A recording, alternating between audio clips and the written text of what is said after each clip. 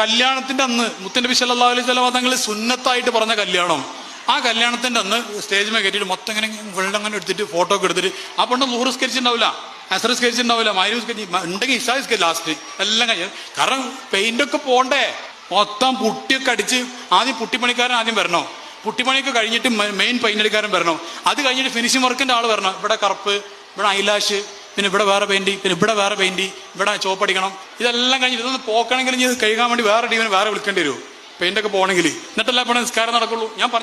ഞാൻ അതിനെ വിമർശിക്കല്ല, അങ്ങനെ ചെയ്യുന്നവർക്ക് ചെയ്തോളി, കുഴപ്പമൊന്നുമില്ല. പക്ഷേ ഉസ്താദമാരൊക്കെ വന്നിട്ട് പടച്ചോനെ സ്വർഗം തരണേ അള്ളാന്ന് പറയുമ്പോൾ ആമീൻ പറയരുത്. ഒരു മാന്യത വേണ്ടേ, ഞാൻ ഇങ്ങനെയൊക്കെ നടന്നത് ഇത് കിട്ടൂല എന്നുള്ളൊരു തിരിച്ചറിവ് വേണ്ടേ. എന്നിട്ട് ഉൾപ്പില്ലാതെ ഇങ്ങനെയൊക്കെ നടന്നിട്ട് ഉൾപ്പില്ലാതെ ആമീനും പറയാം അവിടെ നിന്നിട്ട്. എന്നിട്ട് ഇങ്ങനെയൊക്കെ കല്യാണം നടന്ന് ലൂറും അസറൊക്കെ കഥാക്കിയിട്ട് കണ്ട ആണുങ്ങൾ മുഴുവനും ആ പെണ്ണിനെ കണ്ടിട്ടുണ്ടാവും. എന്നിട്ട് ഇവർ പറയാണ് അതിലുണ്ടാകുന്ന കുട്ടികൾ സ്വാലിഹ്യങ്ങളാവണം, നടക്കൂല. അതിലുണ്ടാകുന്ന